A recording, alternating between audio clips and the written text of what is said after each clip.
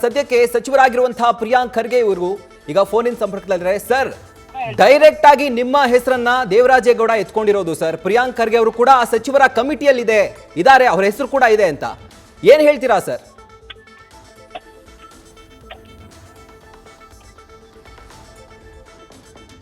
Sir ಕೇಳಿಸ್ತಾ ಇದೆಯಾ ನನ್ನ ಮಾತು? ಈಗ ಕೇಳಿಸ್ತಾ ಇದೆ. ಹಾ ಸರ್. ಸರ್ ನಮಸ್ತೆ. ಈಗ ದೇವರಾಜೇಗೌಡರು ಒಂದು ಬಾಂಬ್ ರೀತಿ ಒಂದು ಸ್ಟೇಟ್ಮೆಂಟ್ ಅನ್ನ ಕೊಟ್ಟಿದ್ದಾರೆ. ಏನಂತಂದ್ರೆ ಪ್ರಿಯಾಂಕ್ ಖರ್ಗೆ ಅವರು ಕೂಡ ಈ ಒಂದು ಸಚಿವರ ಕಮಿಟಿ ಏನಿದೆ ಅದರಲ್ಲಿ ಅವರ ಹೆಸರು ಇದೆ, ಅವರು ಕೂಡ ಇದರಲ್ಲಿ ಭಾಗಿಯಾಗಿದ್ದಾರೆ ಅಂತ. ಏನ್ ರಿಯಾಕ್ಟ್ ಮಾಡಕ್ಕೆ ಇಷ್ಟಪಡ್ತೀರಾ ಸರ್?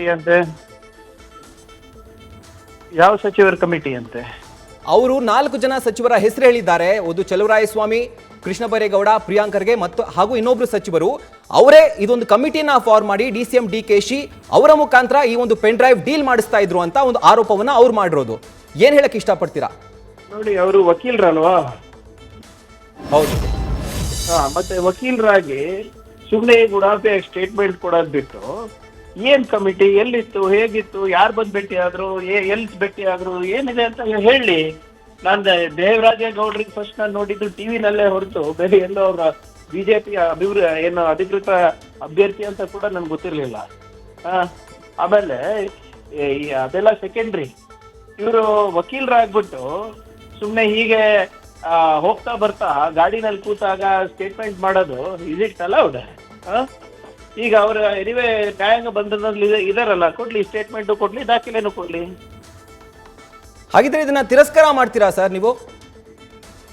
ನೋಡಿ ಇವ್ರೆ, ಯಾವ್ದೋ ಒಂದು ಗಾಳಿ ಮಾತಿಗೆ ಯಾರೋ ಒಬ್ರೇನೋ ಸ್ಟೇಟ್ಮೆಂಟ್ ಕೊಡ್ತಾರೆ.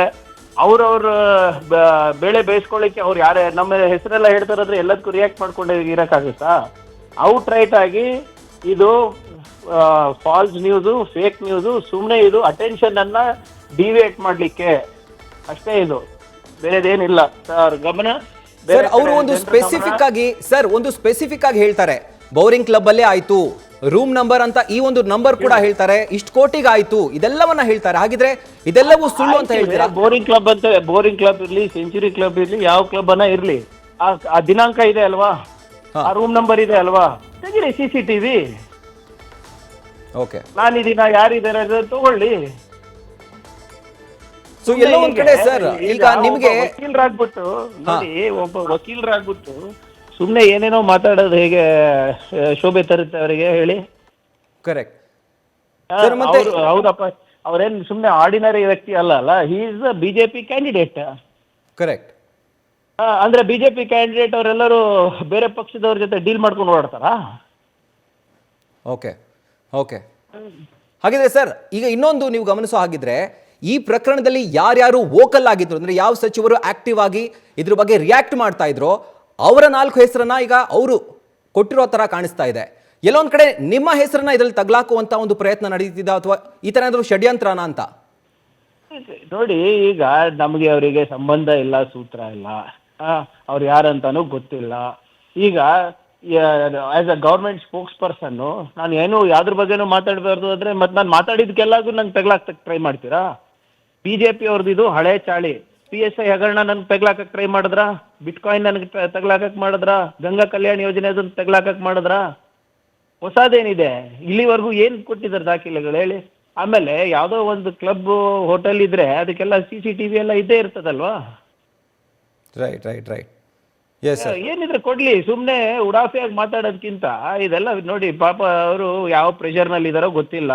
ಬಹುಶಃ ಬಿಜೆಪಿ ಅನಿಸ್ತಾ ಇದೆ, ಇವ್ರದೇ ಸ್ಟೇಟ್ಮೆಂಟ್ ಕೊಟ್ರಲ್ಲ, ಏನು ಅಮಿತ್ ಶಾ ಅವರಿಗೆ ಹೇಳಿ ಕೇಳಿನೇ ಮಾಡಿದೀನಿ ಅಂತ. ಅಮಿತ್ ಶಾ ಅವರಿಗೆ ಎಲ್ಲ ಇದ್ರ ಬಗ್ಗೆ ಗೊತ್ತಿದೆ ಅಂತ ಹೇಳಿದಾರೆ ತಾನೆ. ಮೋಸ್ಟ್ಲಿ ಅವ್ರದೇ ಪ್ರೆಷರ್ ಇರ್ಬೇಕೀಗ, ಇಂಥ ಹೆಸರುಗಳು ಹೇಳುವಪ್ಪ ಅಂತ, ಅಮಿತ್ ಶಾ ಅವ್ರದ್ದು, ಮೋದಿ ಅವ್ರದ್ದು.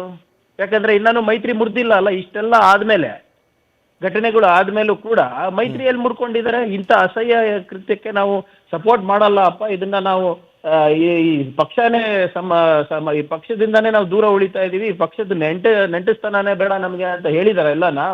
ಈ MLC ಎಲೆಕ್ಷನ್ಗೂ ಅವರು ಮೈತ್ರಿ ಮಾಡ್ಕೊಂಡಿದಾರಲ್ಲ, ಅವರೇ ಹೇಳ್ತಿರ್ತಾರೆ.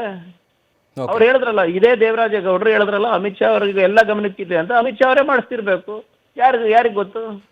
Right sir. ಮತ್ತೆ ಇನ್ನೊಂದು ಸ್ಟೇಟ್ಮೆಂಟ್ ಅನ್ನು ಅವರು ಇದೇ ಒಂದು ಸಮಯದಲ್ಲಿ ಕೊಡ್ತಾರೆ, ಏನು ಅಂತಂದ್ರೆ, ನಾನ್ ಜೈಲಿಂದ ಹೊರ ಬಂದ ಮೇಲೆ ಗೌರ್ಮೆಂಟ್ ಪಕ್ಕಾ ಬೀಳುತ್ತೆ ಅಂತ. ಈ ಯಾಕೆ ಜೈಲಿಂದ ಹೊರಗೆ ಬರೋದು ಏನು ಅವಶ್ಯಕತೆ ಇದೆ?